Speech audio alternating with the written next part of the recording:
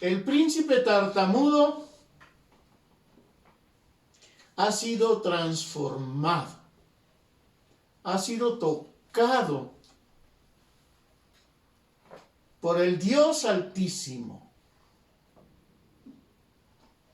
quien le dijo: yo te diré lo que has de hablar. Y vaya, tenía que presentarse delante de su pueblo, del pueblo hebreo, sus hermanos, a fin de que estos conocieran la respuesta de Dios. Dios había oído su clamor, había oído su oración. Pero también tenía que presentarse delante del rey, delante de Faraón, como un embajador, un representante del Rey de los cielos.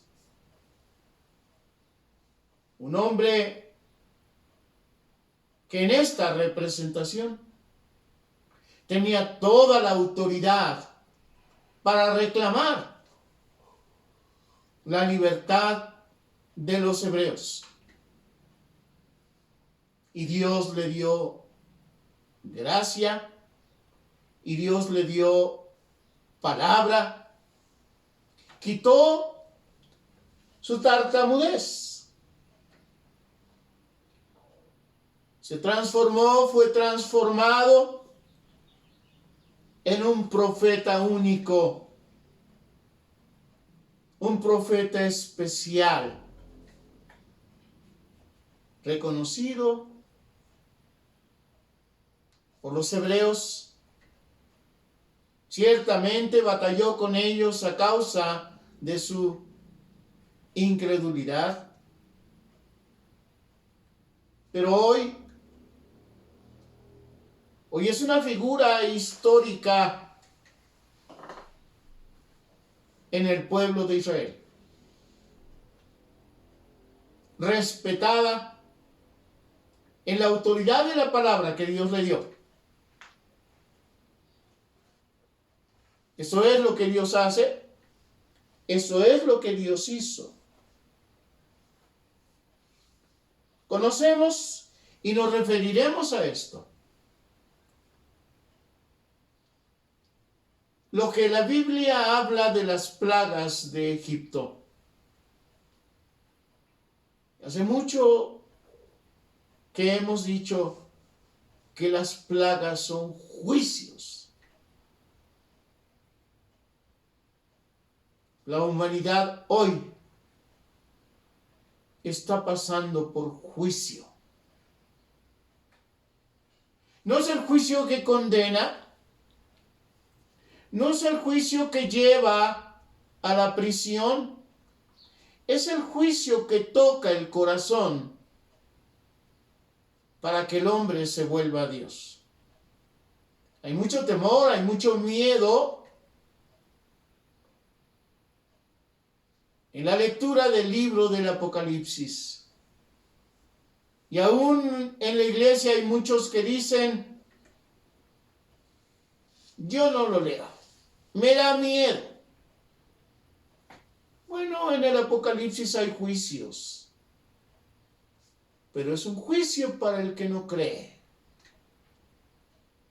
Pero es bendición para el que cree. En la parte inicial del Apocalipsis dice: bienaventurado el que lee y escucha las palabras de este libro. Hay 7 bienaventuranzas en el Apocalipsis, como en el Sermón de la Montaña. 7 palabras que se inician así: bienaventurados. Hoy tenemos que decir: bienaventurados los que en este juicio se vuelven a Dios. Hallarán misericordia.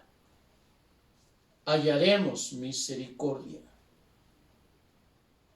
Dios le ha dicho a Moisés en su palabra, la cual leímos hace un momento, pues yo ejecutaré mis juicios en todos los dioses de Egipto. Cuando revisaba acerca de estos dioses, bueno, no acababa yo de revisar, son muchos, no son 10, advirtamos, son muchos. La idolatría de este pueblo los hacía tener inclusive varios dioses paganos para un mismo asunto, para una misma necesidad. Muchos dioses.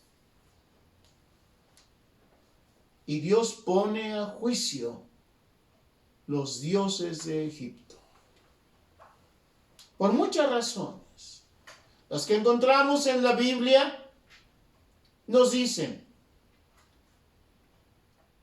que el mismo pueblo hebreo se había contaminado. ¿Tantos años? 430 años, dice la Escritura.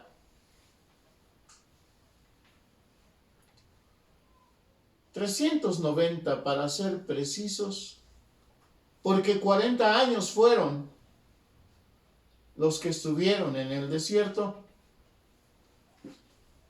se habían contaminado. ¿Cómo se habían contaminado? Olvidándose de Jehová su Dios, creyendo y adorando también a los dioses de Egipto. Tal vez no como lo hacían los egipcios, pero teniendo temor de ellos, participando de las ofrendas. Cuando se hallaba el pueblo de Israel en el desierto, después de haber atravesado el Mar Rojo, y cuando pasaban por las duras pruebas del desierto, porque sí hubo pruebas, se volvían a Moisés para decirle: ¿para qué nos sacaste de Egipto? Para hacernos morir con nuestros chiquitos. En Egipto teníamos las ollas de carne. Es una expresión que alguien diría, bueno, pues tenían alimento. Sí, eran esclavos, pero pues no les iba mal, tenían casa, tenían animales.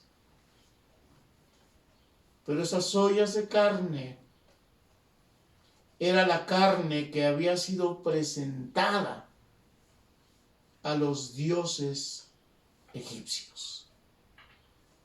Así que era un acto de rebeldía, de añoranza, aquella historia, aquella vida anterior, en la que contaminados participaban de las ofrendas de los egipcios.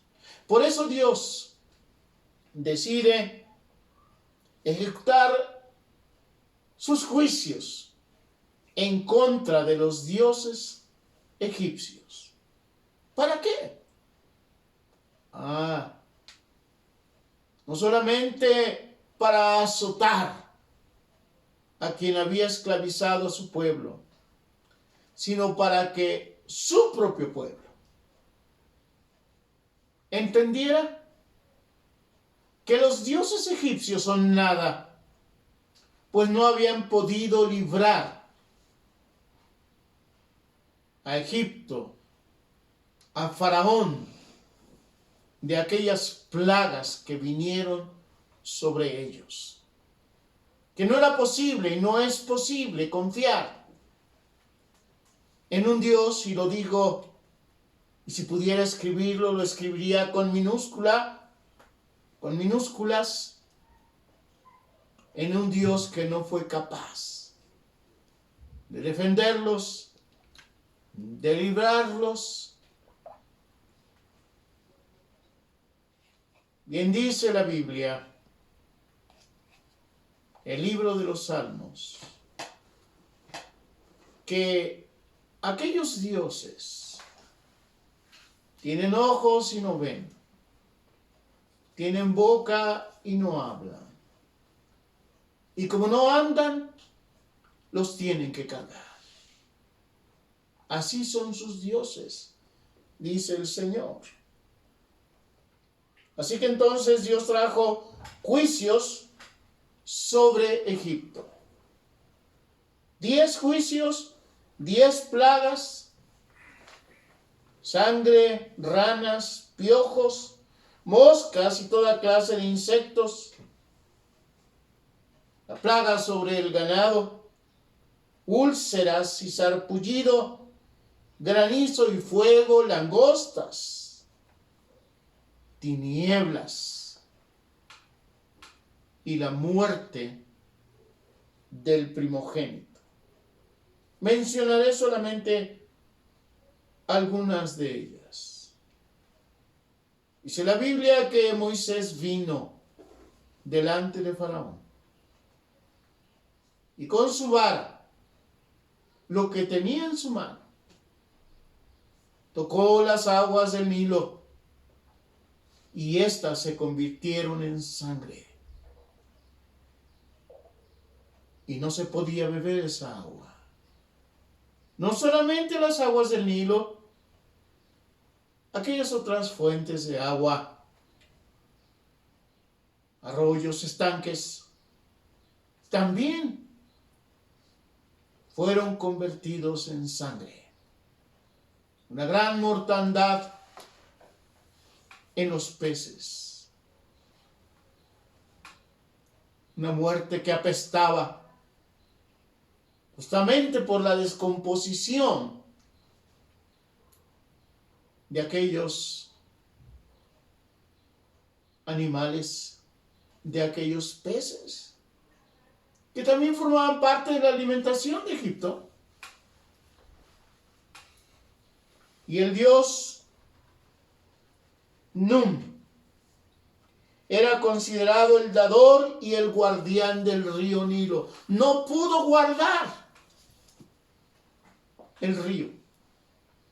En balde los sacrificios, en balde la adoración de aquel pueblo. Y si los egipcios se ven simbrados a causa de esto. Dice la Biblia que tuvieron que cavar pozos para tener agua y poder beber. Pero también los hebreos vieron que el temor que tenían sobre aquel dios pagano era injustificable. No había razón para ello. Dios estaba minando a los egipcios, pero también estaba tocando el corazón de los hebreos para que volvieran su corazón al Creador de los cielos y la tierra, al Dios de Abraham, de Isaac y de Jacob. Las ranas, esa historia bíblica es una de aquellas historias favoritas en mí, porque desde niño, escuchando esta historia, escuchando los comentarios, el personaje Moisés se vuelve trascendente en mi memoria. Las ranas. Dice la Biblia que las ranas iban a estar en todas partes, en las habitaciones, en el campo, en las mesas, en todo lugar. estos batracios por todas partes. Imagine usted levantar su almohada y las ranas. Imagínese levantar la tapa de un alimento y las ranas. Caminar y tenerlas a sus pies. Sacudírselas. Porque allí estaban. En todas partes. Desde luego que también en la casa de Faraón. Pero ¿saben? No podían matarlas. Porque la rana era considerada una manifestación del dios Eket. ¿Cómo? ¿Cómo matar al dios? Traería condenación, traería tragedia. Así que además de todo, no podían matarlas. Tuvo que llamar Faraón a Moisés para que las ranas ya no azotaran a la tierra de Egipto. Pero dice la Biblia que vino una gran mortandad en aquellas ranas. Y otra vez, un ambiente fétido en todo Egipto. Montones y montones y montones de ranas ahora muertas. Y su Dios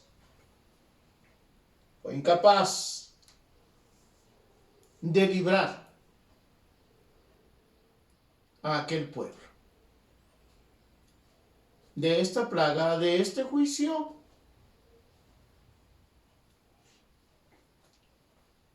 ¿Y qué les parece las moscas y todo tipo de insectos? Allí, sobre Egipto. No son solamente las moscas, tendríamos aquí que hacer una extensión, es mucho más que eso. El dios Kepri de los egipcios tenía sobre su cabeza como una corona. Tenía un escarabajo, tenía un insecto. Y no había sido capaz de librar a este pueblo de esta plaga.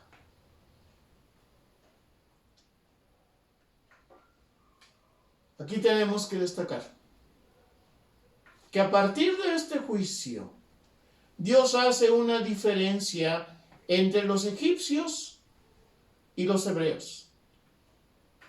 Porque en la casa de los hebreos no había moscas, no había ningún tipo de insectos. Dios separó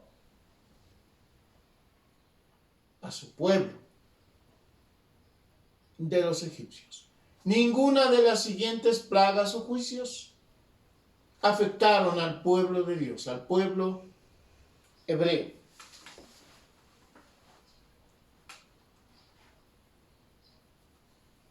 Iré a las dos últimas de las plagas o juicios, ante la necesidad de redimir el tiempo.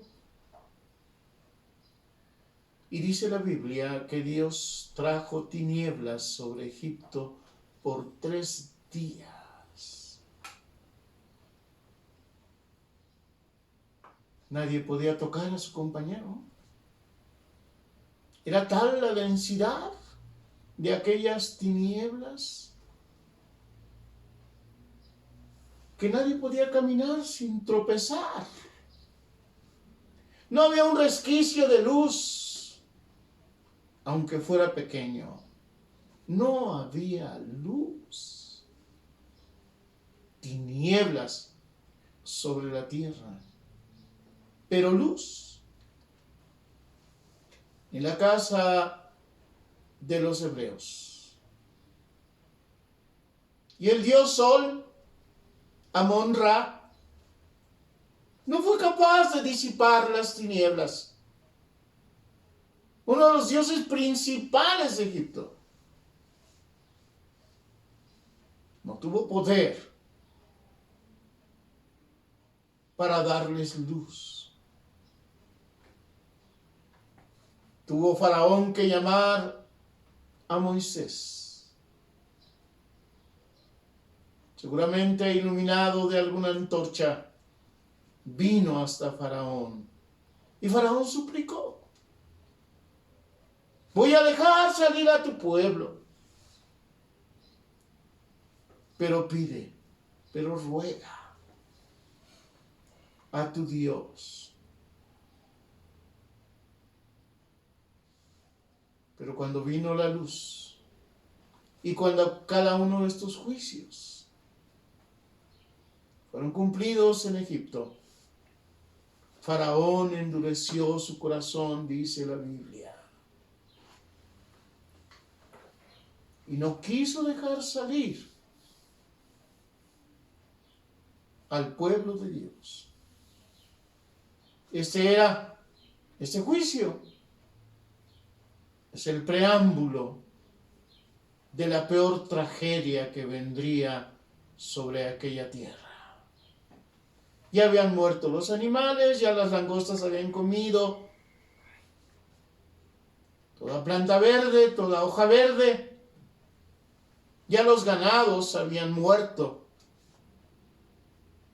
ya había caído sobre ellos fuego y granizo,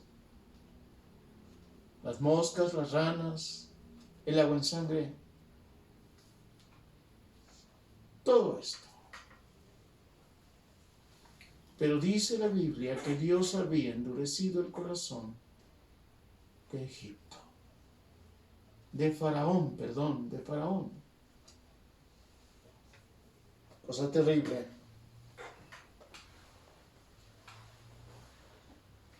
Tanto que sus propios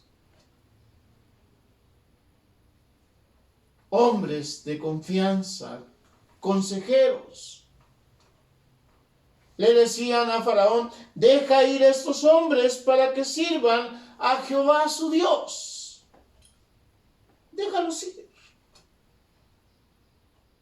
Y ya le habían dicho hasta cuándo este hombre nos servirá de lazo, refiriéndose a Moisés.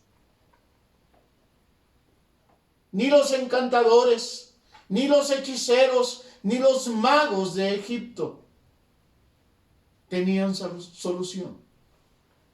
Aún aquellas úlceras, aún aquel sarpullido que fue una de las plagas, que había afectado a todo el pueblo, había afectado también a los hechiceros y también a Faraón. Eran incapaces. Deja ir a estos hombres que sirvan a Jehová su Dios. Y desde luego, la última y el último de estos juicios, la muerte de los primogénitos. Dios estableció un camino para que su pueblo fuera librado de esta plaga. Y entonces dice la Biblia que les ordenó escoger un cordero, lo mejor de sus rebaños, sacrificarlo, degollarlo, y con la sangre de aquel cordero marcar los postes de sus casas y el dintel con aquella sangre, uno por otro. El cordero sacrificado en lugar de los primogénitos de los hebreos. Así, cuando vino la mortandad, hubo llanto, como un grito tremendo, ensordecedor en todo Egipto. No había una casa, ni en palacio, donde no hubiera muerto un primogénito o el primogénito. El Dios preservador de la vida entre los egipcios, Serket, la diosa de la protección, probó ser inútil. Mesgenet, diosa que protegía el nacimiento de los niños, no pudo proteger a los primogénitos. Sobek, el dios de la protección y la fertilidad, que representaba el poder de los faraones, no pudo salvar a un solo primogénito.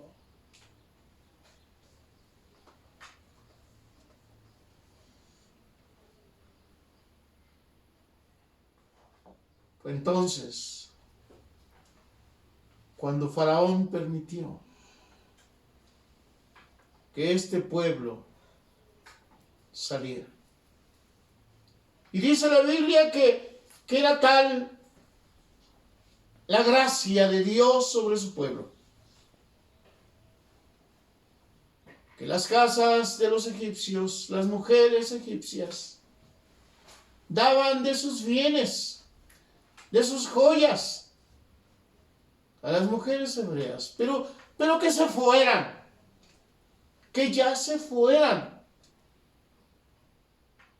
a causa de toda esta destrucción. Los hombres habían dicho, los hechiceros habían dicho a Faraón, ¿acaso no sabes todavía que Egipto ya está destruido? Qué pesar, qué terrible. Pidamos a Dios para que el mundo entienda que los juicios de Dios son terribles y que lo único que puede hacer el hombre es volverse a Dios. Hemos orado por los enfermos y hacemos bien. Hemos orado por los que lloran y por los que sufren y hacemos bien.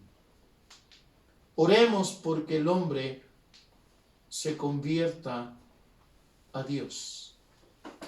Oremos para que se vuelvan a Dios, para que los incrédulos oigan la voz de Dios y se vuelvan a Él. Los hechiceros de Faraón, que no creían en Dios, reconocieron que el dedo de Dios estaba allí. Este es el nombre que dimos, que hemos dado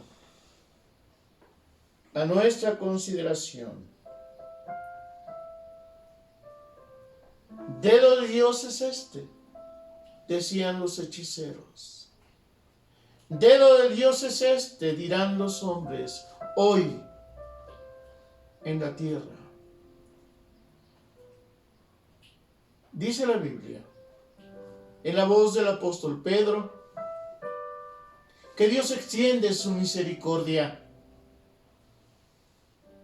para que muchos más sean salvos, crean en Él.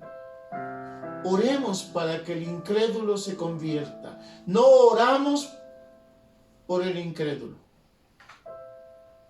No hay perdón. Pero oramos para que se conviertan a Dios. Para que Dios tenga misericordia y sane nuestra tierra. Este es el dedo de Dios. Vamos a orar. Señor, oramos con toda humildad, con toda reverencia.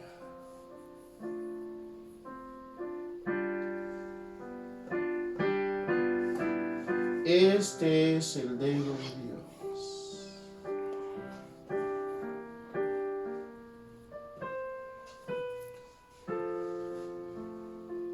Este es el juicio que ha venido sobre la tierra.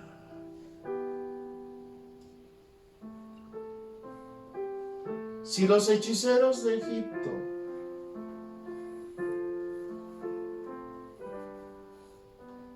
reconocieron que tú eres Dios, aun cuando no se volvieron a ti, permítete, pedimos,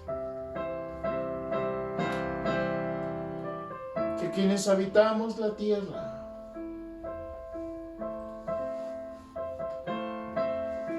quienes no han creído se vuelvan a ti, que veamos este tiempo como la oportunidad para que muchos crean y sean salvos.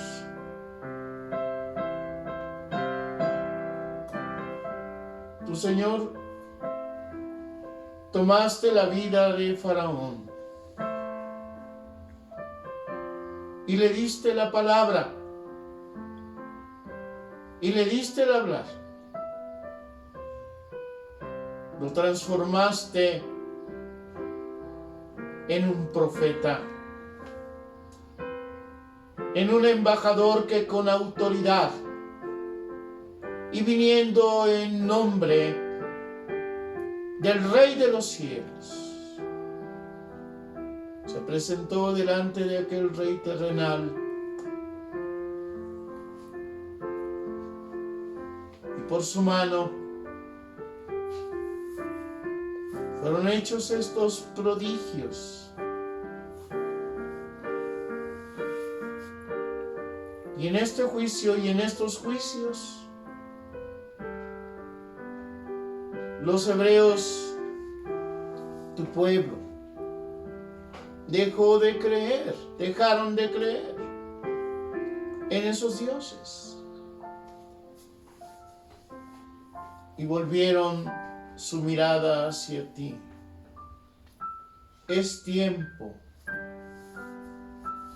de volver la mirada hacia ti. Bendice a tu iglesia.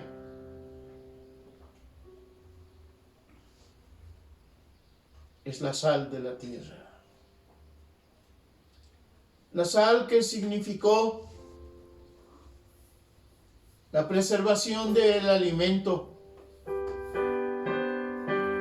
la carne seca que podía conservarse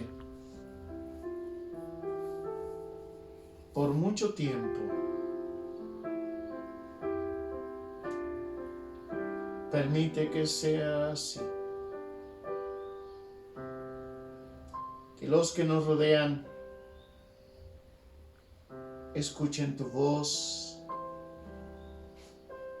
Tal vez no por nuestras palabras, pero sí por nuestros hechos. Te damos honra y gloria por siempre en Cristo Jesús. Amén. Que Dios los bendiga, hermanos.